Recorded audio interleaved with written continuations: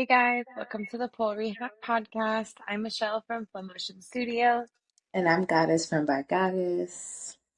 and today we're going to be getting into injuries, but more specifically, the words that we keep hearing around them. If you're a dancer hearing things like tendinitis, tears, strains, and it sounds really serious, and then you're kind of like, what does that mean? And what am I supposed to do now? Most often it's either too much of one thing or another. People either stop everything or they just keep training and hope it gets better. Yeah, so with that, a lot of us are wondering, what are we supposed to do now? When are we going back? Should we go back right away? Should we go back in a little while? And we both kind of had different experiences with it. I definitely tried to ignore my injuries, tried to go to work and work through them. I should have not done that. I didn't pull through the injury, and I also reduced the yoga I was doing. I simply couldn't do the chaturangas anymore. My wrist, like, literally didn't bend enough to do it. But I still went to work.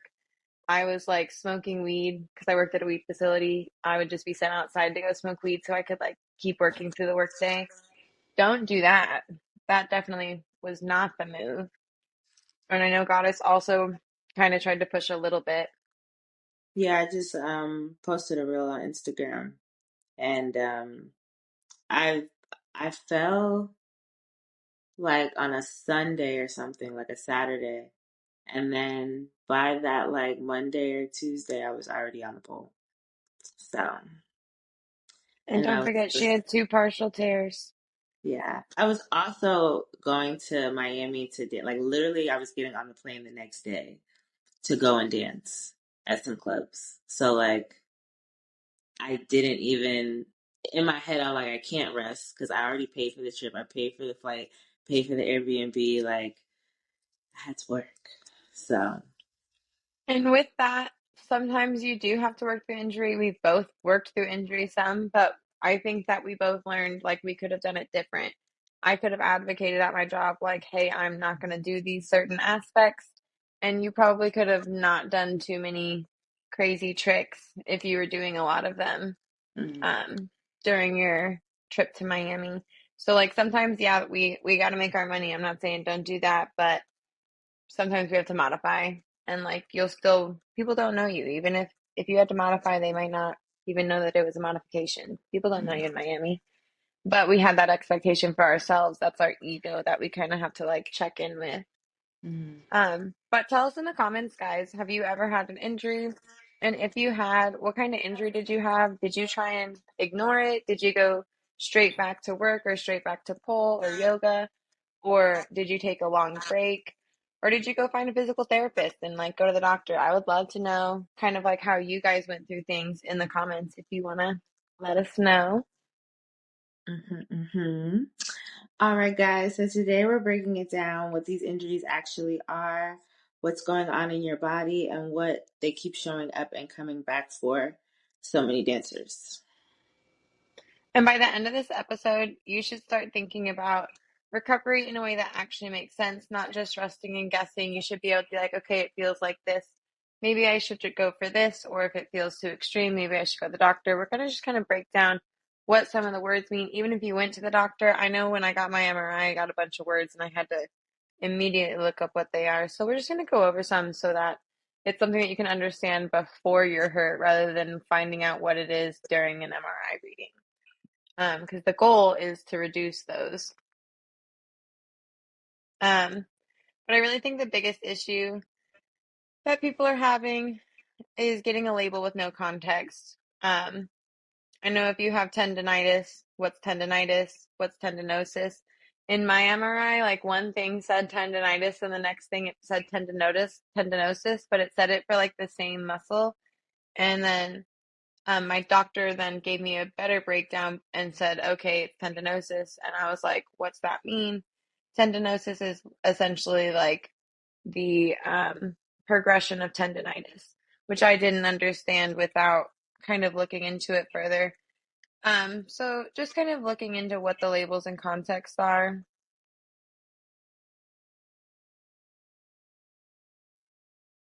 So I feel like what I hear a lot from my students is like mostly like pulled muscles, but I don't think that they're thinking about it in the sense of like it being like a strain or a tear. They just know that their muscle feels like they can't stretch it past a certain like limit. Um, so I definitely want to attack that because I think a lot of times we might feel a little pain and we confuse it for soreness when actually it's probably something like a little deeper. But then when it persists for longer than like a week or two, like we all have pain that might be there for a couple of days and then it goes away. But I've had students that are like, oh, I had this thing happen and now it's still kind of bothering me like a week or two later. And now they're kind of like a little bit scared and confused because they don't know what it actually is. They don't know what it means. They don't know what they should be telling their doctor exactly. The doctor doesn't really know like what pole is. So it can be like very stressful because it's like, okay, where do I kind of go from here? Because I have this pain that's not going away.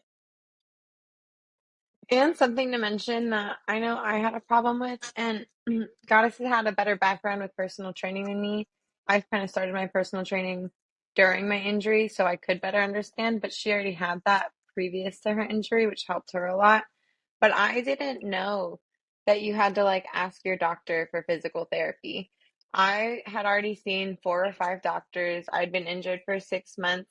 And at that point, I was being told I had thoracic outlet syndrome. I would never heal unless I had this crazy aggressive surgery that like could potentially kill you, was super aggressive and is vascular in your neck. And I was like, no.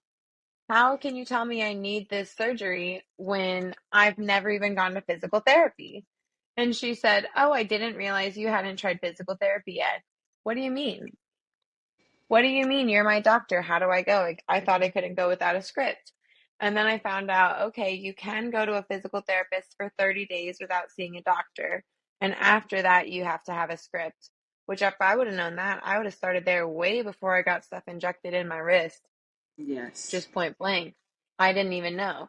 And so, like, that's also something to think about is like, doctors often jump to injections and shots and medications. And as much as that can like reduce the symptom or not, the injections they put in my wrist didn't work because that my symptoms were there, but my injury wasn't, and they didn't look further into it. So with that, like a physical therapist is going to be able to kind of do different tests and then give you tools to help build those things up. So make sure that you're advocating for that. If you go to the doctor and you say, "Hey, I have this pain," they can give you a medication, but you should be saying like, I have this pain and I pole dance or I'm an athlete. If you don't want to tell your doctor that you pole, because I know a lot of girls that don't tell their doctors that they pole, whether you work in a doctor's office or at a hospital or somewhere where you want to be professional and keep that kind of to yourself. If that's the case, tell them that you're an athlete that is upper body focused. You can make it a little bit more vague if you need, but then tell them you need physical therapy and tell your physical therapist that you pole dance. It is important that you tell your physical therapist that. And Goddess can kind of touch on that some because she worked in a physical therapy office for a little while with she was doing her personal training stuff. Yeah. So in the facility that I worked at or well interned at, it was really depending on what your daily activities were. So if you are training multiple days a week, and your movements are the same, like and repetitive and heavy loaded, then you definitely want to tell your physical therapist that so that they know what ranges of motion that you need like work on, and so that they can actually give you the proper exercises to kind of diagnose what is actually going on. And also, really quick, I wanted to touch on get an MRI. I feel like sometimes like we get like an X-ray or we just kind of explain what our symptoms are and we get like a roundabout idea of what's happening. And for whatever reason, doctors don't suggest MRIs. I had to ask for my MRI because I knew that it wasn't a bone thing. Luckily, I I actually know begged the for body. mine. Yeah, like luckily I know the body and I know like they gave me the X-ray and they said, okay, your bones are fine. So I'm like, if my bones are fine, something's not right though. Like, so I had to ask them, like, yo, I need an MRI because something's going on in here and you guys are telling me it's not the bone. So I say just to be safe, especially if you have insurance, get an MRI because sometimes it's like stuff that's deep that you're not going to see with those surface level tests that they rather give you. Um, No, that's so true because I was told I only had tuck neck and thoracic outlet syndrome. Thoracic outlet syndrome, I honestly I diagnosed myself told my neurologist what I thought was wrong. She did like 3 tests and was like, "Yep, that's definitely what you have." Because my range of motion was like I was made of concrete at that point. And the tech neck we saw from an X-ray, right? Because they're really quick to give you an X-ray, and they're like, "Oh, well, this is all that's wrong with you."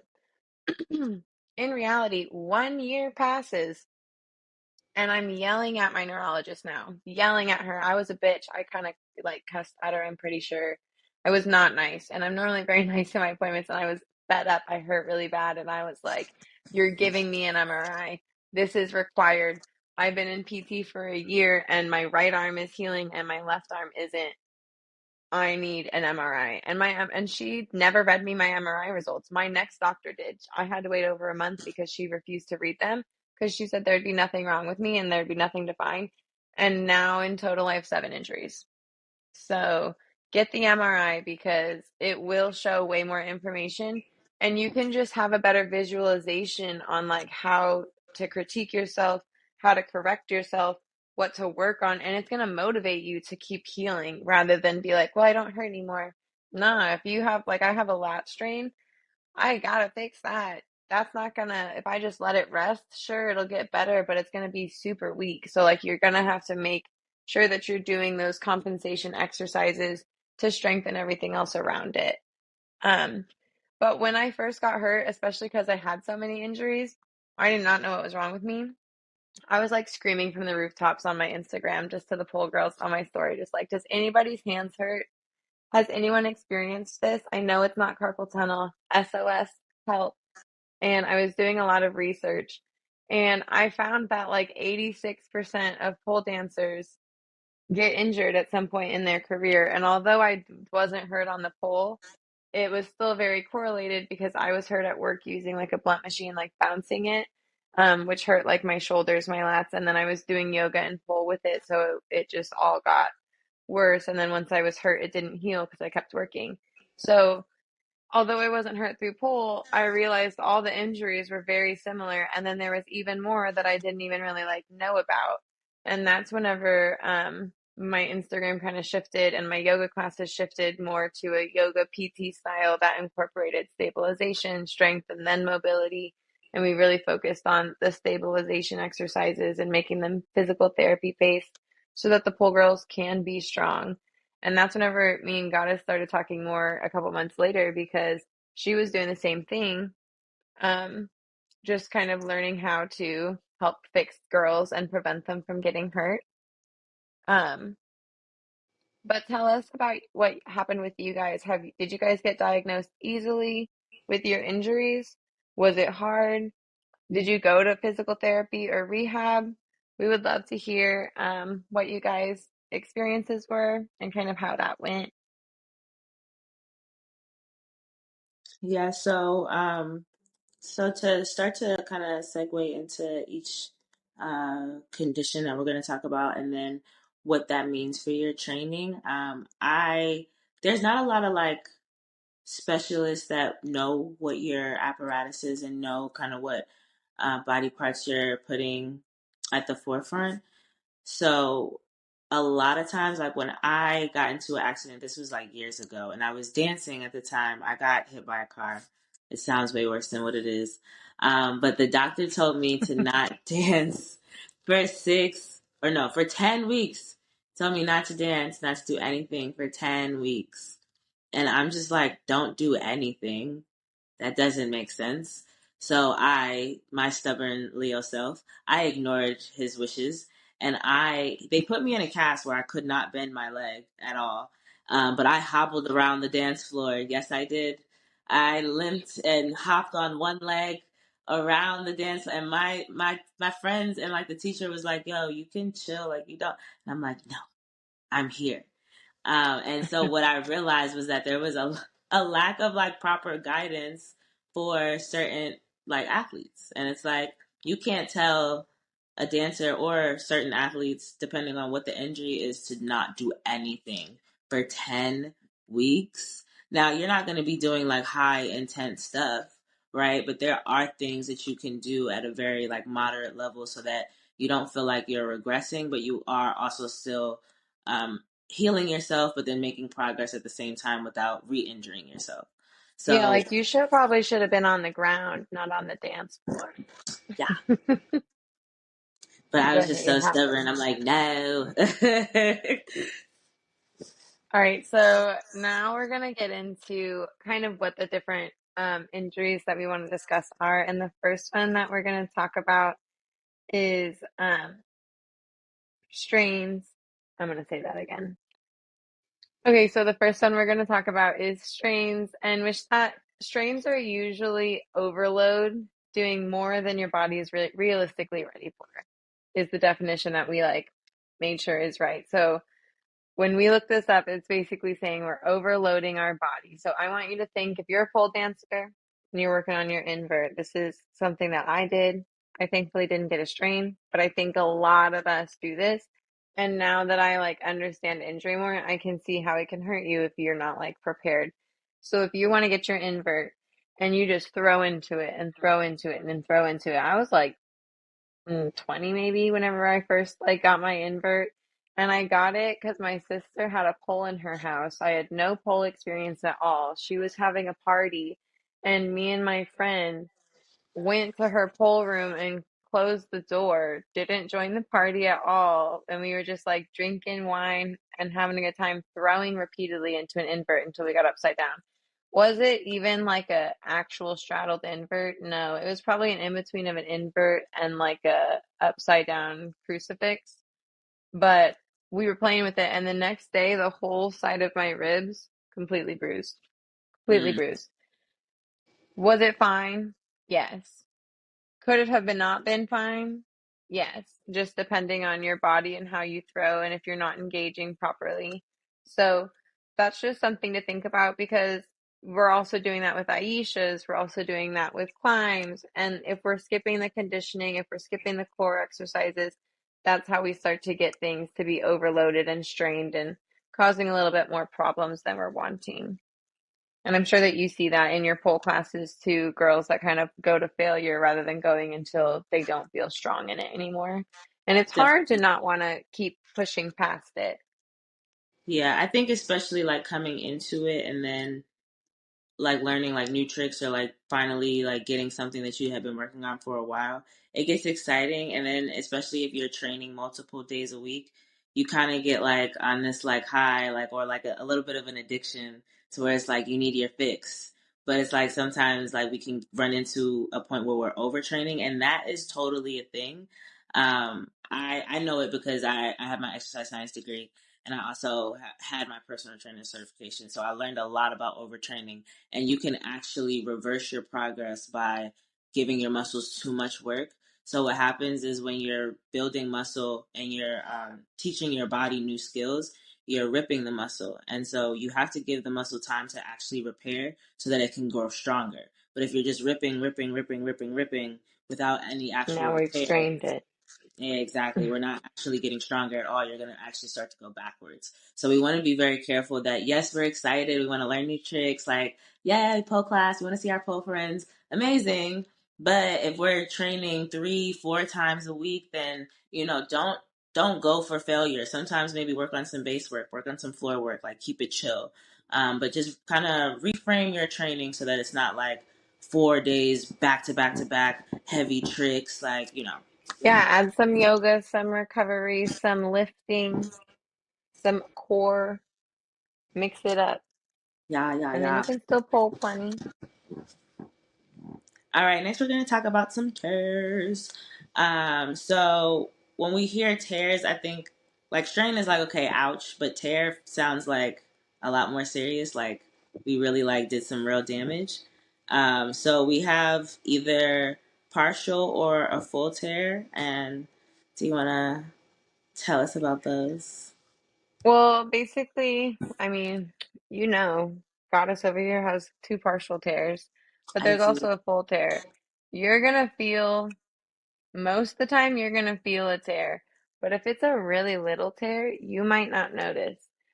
I don't have any tears, thank God, but I didn't know what was wrong with me. And I think that, like, oftentimes, if you have a little partial tear, you may just not know what's wrong with you. I know, Goddess, you knew what was wrong with you, but you fell straight onto Hmm. your shoulder. You can see that reel on our Instagram. We did a collab of it, just kind of like showing it and breaking down some recovery. But she fell hard as can be on that shoulder, and it definitely tore. What? Where did you partial tear? Two of them, but was it your supra or infraspinatus? I think it was a super. Supra, the front one right up here. Hmm. Yeah, probably. I think yeah, like right falling on that like bony area. Hmm. So there's definitely a difference. And even with that, her partial tear was, I think your partial tear was more aggressive than you felt. But again, if your pain tolerance is high, and us, if you're an aerial artist, if you're pole dancing, if you're dancing with chains, if you're laying across the hoop, you're bruising. Your pain tolerance is high. So, like, that's why in my classes, we start off with breath work. We start off with our intentions. And at the end of class, we go through a check in with the body because sometimes you don't feel where your tension is or you're muscle guarding and you're feeling it in a different spot. So it can just kind of vary. But you can break it down a little bit more if you'd like, because you really talk to the doctors about it. Yeah, so I actually have two partial tears and arthritis, at least in my right shoulder. And so if it becomes a full tear, then you will most likely, like 99%, need surgery for it. Luckily, I had a partial tear, so they never actually heal. It's basically. Sorry, the way you said that was crazy. They really don't, but it sounds horrible. But you do get better, but they stay Yes. there. So if you think about a strain, it's basically like the next level of a strain when you get to a tear. Like strain is like ouchie, but like tear, you've We're like, actually, here's a normal, and we're like, here's a strain, and the tear's like, yeah, you've made like a full disconnection at this now we're point. not there anymore. So at that point, you want to basically strengthen the muscles around that area so that you're not putting too much of a load on where the tear is, and the other muscles can kind of help compensate so that the tear And in you your went to town on that also. yeah. That's part of why you were able to go back so quick. You were doing hella PT Yeah, so I did a while lot you of were bandit. I dancing. did, yeah, I did a lot of bandit work. Actually, funny enough, on the beach, I used the thing that like I wrapped my shoulder in to kind of keep it like stiff. It was stretchy, so I used that as like my resistance band because I didn't have one, but it had like enough resistance to where I could do it. And then also being in the water was really nice because it was a nice amount of resistance that wasn't like too impossible, but it gave you a little bit of pushback as like I did the IRERs, a lot of like overhead stuff because it was really hard for me to lift my head or lift my hand over my head. Um, so yeah, the PT, I did a lot of like PT stuff early on. However, the one thing that I will say is that I didn't rest enough initially. Like literally, like I said, I fell. That next day I was on a plane to Miami. The day after that, I was on the beach doing rehab. And So now, even though you're strong, we're fixing a little bit of your stabilization that yes, that didn't get a solidified because you jumped back so quick.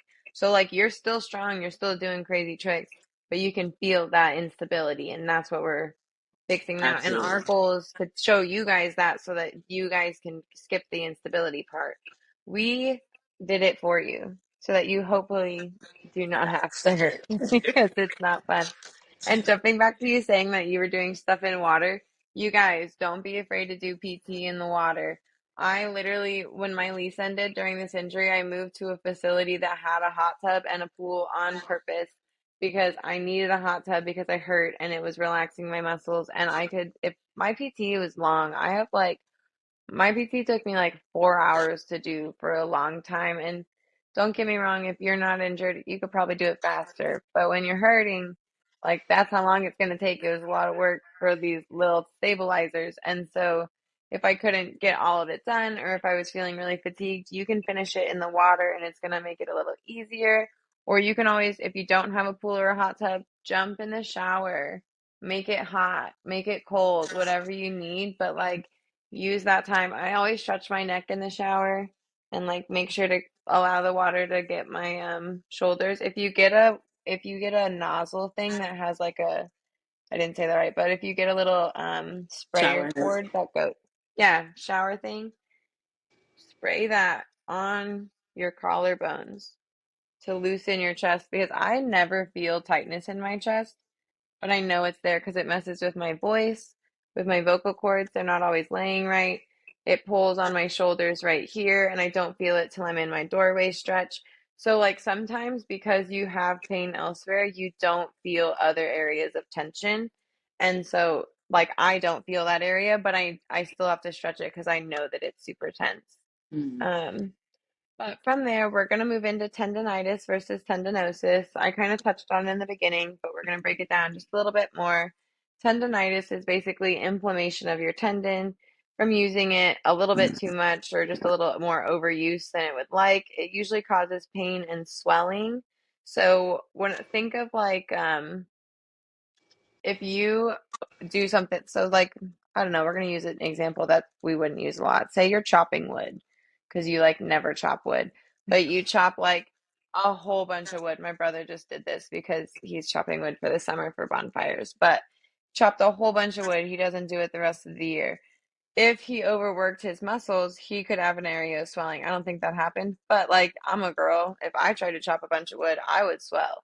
I would have swelling. If it lasts a couple of weeks and it doesn't go away and it's tender and inflamed, that might be a little bit of tendinitis. So I had tendinitis in my infra and supraspinatus muscles in my shoulders up top, which I think was from all the bouncing along with pole, along with yoga.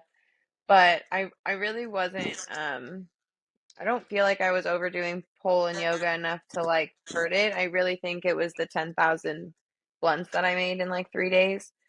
Um, but with that, I continued doing work for 6 months after my hand started hurting from that. I didn't keep doing the blunt machine. I told him like I couldn't do that, but I was still running the facility. I still had to like make sure everything was running smoothly.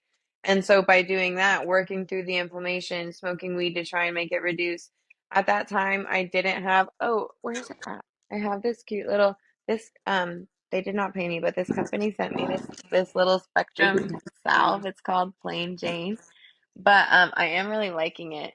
It's a full spectrum lavender CBD salve. They definitely did not pay me to do this. They just sent it to me to let me try it because my I talk about being injured a lot. But it actually does really work. I put it on my neck and shoulders, and it helps with inflammation. But again, don't use things to get rid of inflammation and work through it. Use it to reduce inflammation and like rest, recover, stabilize. Because otherwise you will end up with tendinosis like me, which is what happened to me by working through my injury for so long. So tendinosis is then going to be degeneration of the tendon over time. So it's not going to be as much inflammation anymore. So I don't have swelling like in my shoulders. I had a lot of swelling in the beginning, like over here, and I don't have swelling anymore. But I do have degeneration in the tendon, um, and it gives you chronic pain and stiffness. And when I tell you I wake up feeling like concrete, which sounds funny because I teach yoga and by the end of the day I'm pretty bendy, but first waking up in the morning, I'm concrete. I tell people all the time I feel like a gargoyle. That's whenever I use that salve, and then I have like my red light. I got a bunch of random tools, but we do all the things. We go on a walk and we do some PT, and then I feel better. But definitely taking the time to recognize these things because there is a big difference between tendinitis and tendinosis has a longer recovery time. Because if you think of an injury, if you work through it and you keep making it hurt worse, however long you're hurting for and working through that injury, just kind of picture as a ballpark, you're just gonna like double that length of time for healing. Which I didn't really think about, but now I'm like, oh, okay, yeah, that's what I did. That makes sense. So just kind of noticing that and not judging yourself if you did work through it, if you did end up with tendinosis. I'm not like mad that I worked through my injury. I felt like I did what I needed to do. I didn't know what was wrong. So like don't blame yourself if you ended up getting hurt or if you end up hurt in the future, but just recognizing what the words mean so that you can know, okay, I need to get a hot shower and I need to rest and I need to go see a physical therapist, or okay, it's not that bad. I'm gonna take a break from pole and I'm gonna do a little yoga and hot pack or ice pack. Ice is really great. I should do it more. I do it every day, but I should do it twice a day and I don't like it. I like the heat more. But you should do it. It is good for you. I usually say ice is good for bone, heat is good for muscle. That That's makes how I sense start. why I lean towards the heat then, because my stuff is mainly muscular. Mm, But I do try and ice still because it does feel good, but I just don't like to be cold. yeah, me either. I don't wanna- I don't like to be cold. I've done 2 cold plunges, and I think that's all I need. I did one cold plunge during I was in Australia and I did like a tough mutter marathon thing. And I tried to do the cold plunge and I couldn't get out of it and someone had to pick me up and get out. I'll never do it again. Yep, I no thank literally my body's shocked you. and I couldn't move. No, thank you. Yeah. So it's really important, I think, to know exactly what you have going on, so that you don't get stuck into a loop of you're feeling pain and then you kind of rest for a little bit and then, oh, I feel better. Go back to training. Now you're hurt again. So you want to know whether it's tendinitis or tendinosis, or if it's a strain or if it's a tear, because you don't want to rest for too long. You don't want to rest for not enough. You don't want to go back too soon, and then you're stuck in this loop where you're just getting hurt over and over, and then eventually it's going to get worse and turn into something where, prayerfully, you don't, but you may need surgery. So once you start to feel like these things that we're pointing out, I'd say like consult with your doctor as soon as possible just to see what's going on so that you can put And a your physical therapist, because your physical therapist might think they can help before the surgery. yes. Surgery is your last option. Next, we're going to talk about bursitis. People often think it's random pain, but it's really compression and plus load, too much load over time. So it's inflammation of a bursa, which is a small fluid-filled sac that cushions and reduces friction between bones, tendons, and muscles. So you kind of feel like that rubbing that's happening. Yeah, let me tell you guys, I have bursitis in my deltoids over here, and I did think it was random, and I didn't know what it was. And because my thoracic outlet syndrome for so long was like so much on my neck, the first few months I had bursitis, I could still sleep on my side if I had like the right pillow. And then as my thoracic outlet syndrome healed and I could feel my other injuries more, I can't lay on my sides at all right now. It's the only time I feel it, but because it's that fluid filled sac, I really feel it if you press into it. It just depends on how severe it is. I do wonder if I would feel it more day to day if it was my only injury, but because it's not, I mainly feel it when I press against it. But it's definitely, I had no clue what it was, and it's just like a random pain. But that's bursitis, and it's not ideal. Definitely pay attention if you're noticing like super uncomfortability at night and not noticing it during the day. Like it's something to think about. Also, notice if certain positions. So obviously, being on the pole is going to hurt. It's a lot of like pressing your body up against like a really hard object, and like kind of wrapping our bodies around in like weird positions. So there's going to be a level of pain. There's going to be some like getting used to of the skin, but in that pressing feeling that may happen, like notice if it starts to feel like way too painful. Always ask your instructors, like, is it supposed to feel like this? Is it supposed to hurt here? Because sometimes, like, my students would be like, oh, it really hurts, like, behind the knee for adjustment. And I'm like, yeah, it's supposed to hurt there, but sometimes it's not supposed to hurt. Sometimes it's not supposed to feel a certain way. So, like, always double check and ask your instructors, like, am I supposed to be feeling this when I'm doing this, just in case it might be a symptom of an underlying injury? Um, so with that, next we're going to go into instability and dislocations. There's not, well, there's a huge difference, but they're still similar. They still correlate to each other. So instability is going to be like a loose joint or it moves like it's not normal, like it feels unstable.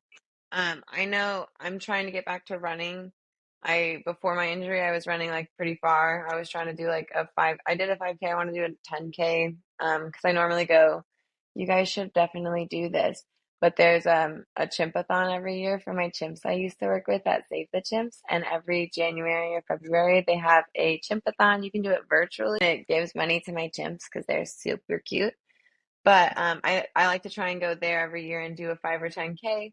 And I definitely cannot do that right now. I'm like starting to run again. And at 1.3 miles, my shoulder feels like it's like wiggling out of my body. And that's what instability feels like. So if you're on the pole and your shoulder feels like it's wiggling, or if you're hooked on your hip and your hip does not feel stable, that's instability.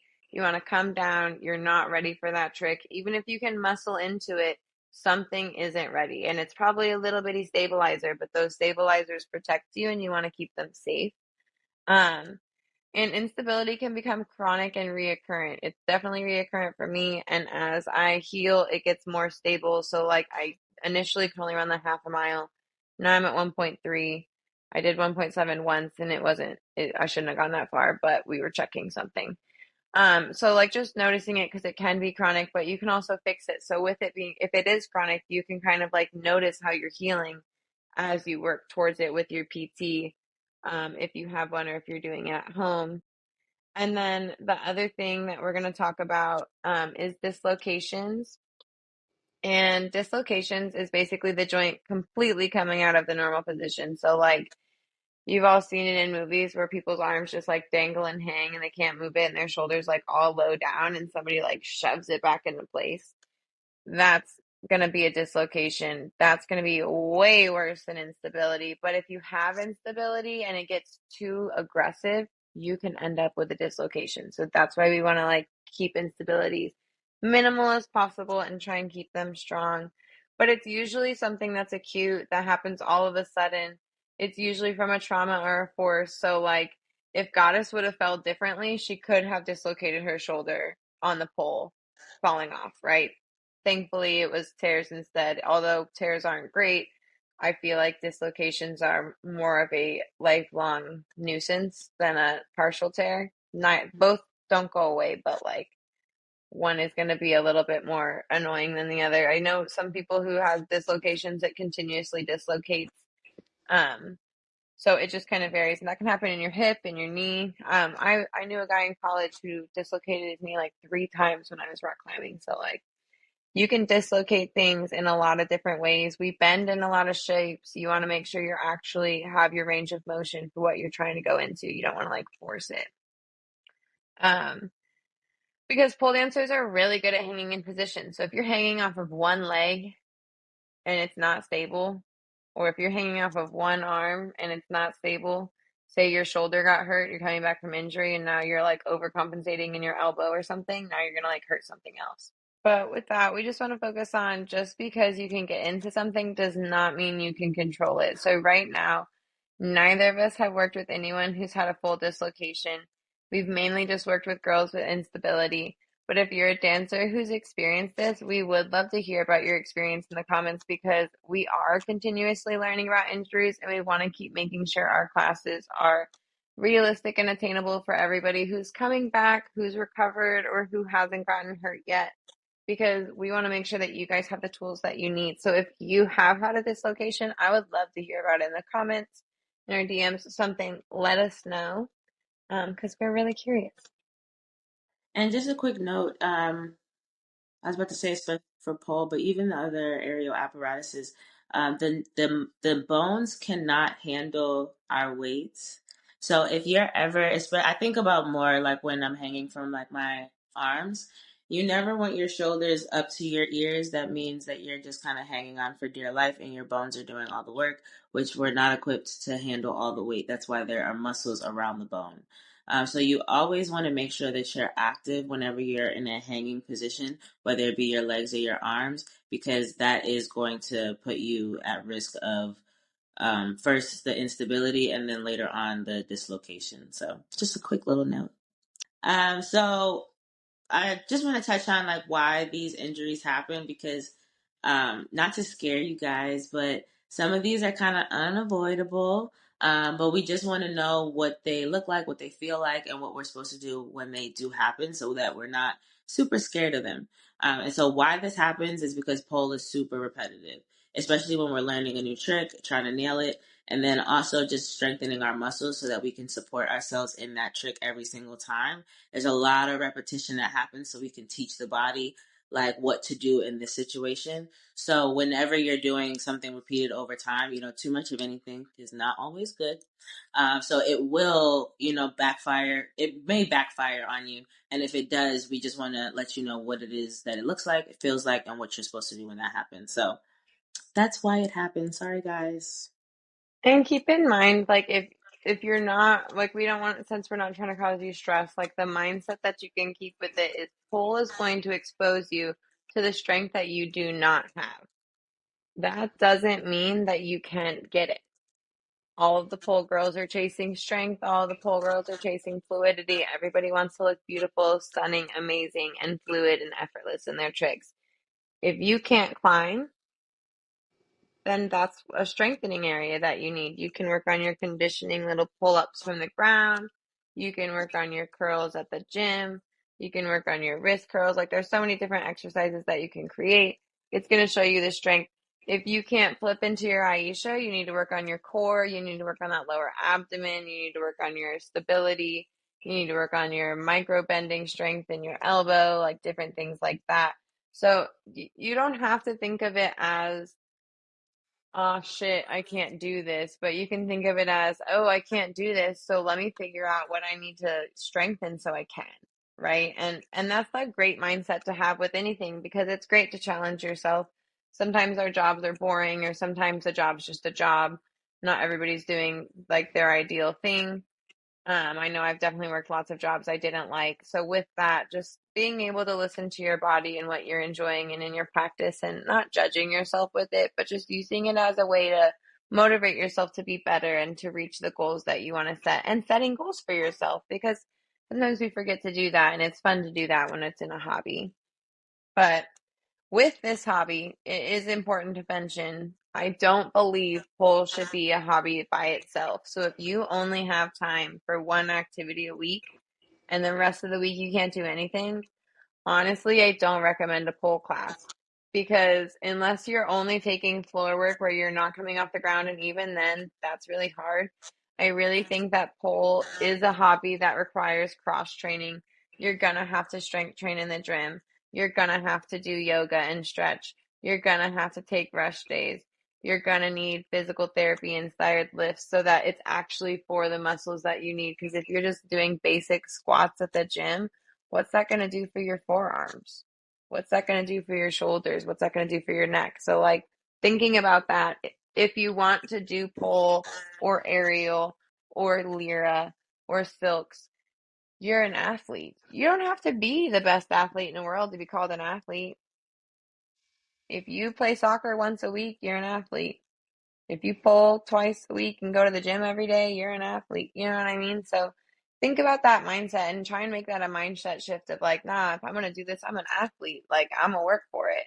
And that's going to help you stay sturdy and strong and try and help get rid of these injuries that we're seeing happen all the time in new dancers, old dancers, medium dancers, all of us are learning together. So that's why we're kind of like bringing this all together so we can all keep learning and try and reduce these numbers.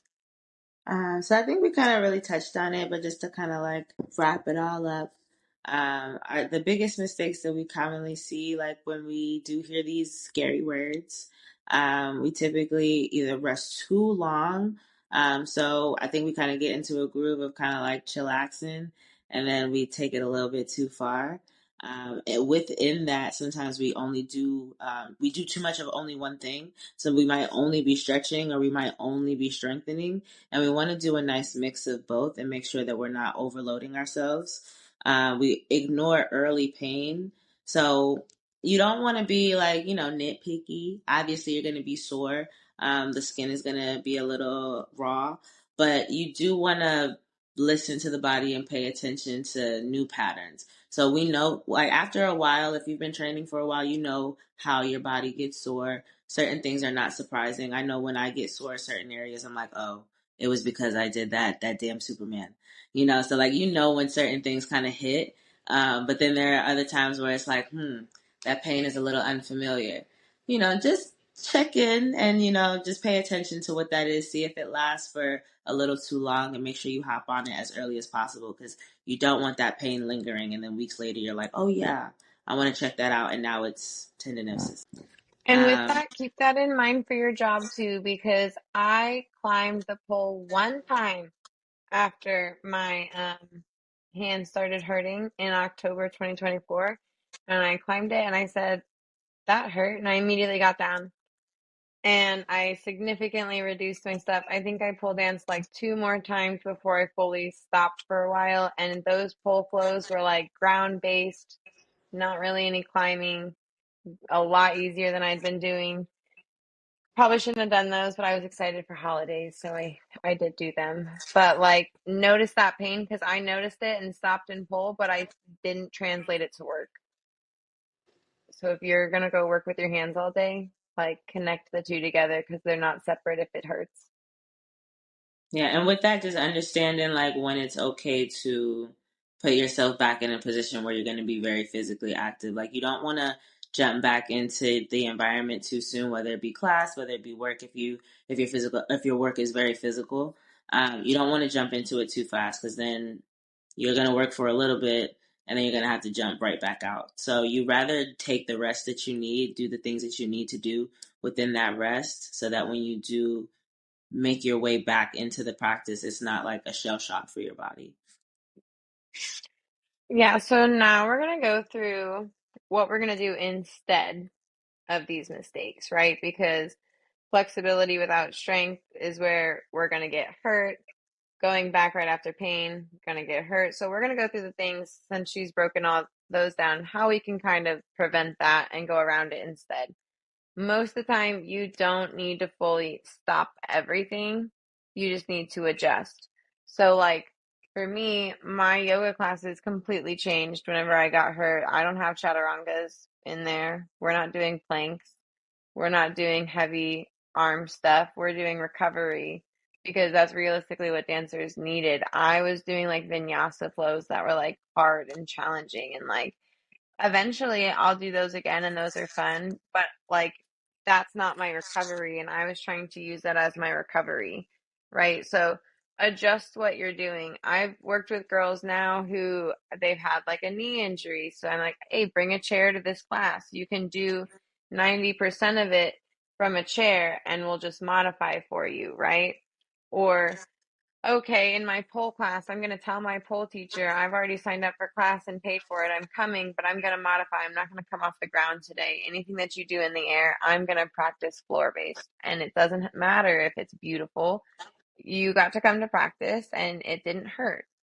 So, like making those adjustments, not trying to just train through it, but adjusting to actually what your body's asking for.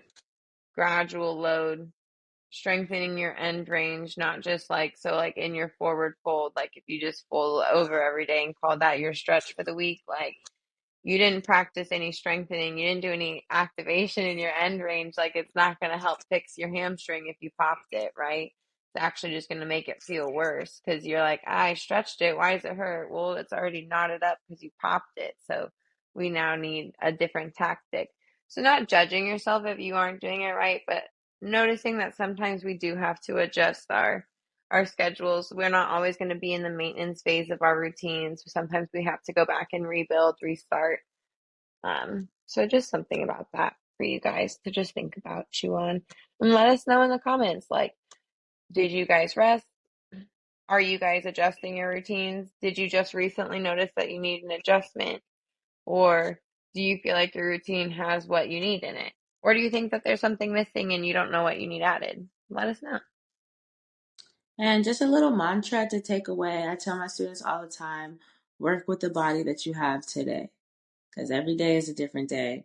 And you don't want to judge your practice and your progress based on yesterday, last week, last month, because every new day that you wake up, you've got a new body. You want to work with that. So listen to your body every day and give it, like my friend Michelle says, exactly what it needs. Yeah. So if this episode helped you guys understand your body a little better, your injuries a little better, or even just the words that go with the injuries, let us know. Give it a like, give it a comment, share, subscribe, share it with your pole friends. And we're just trying to do what we can to make sure the girls are staying injury free. And if you are hurt or feeling pain, that you can learn a little bit more about what might be going on in your body.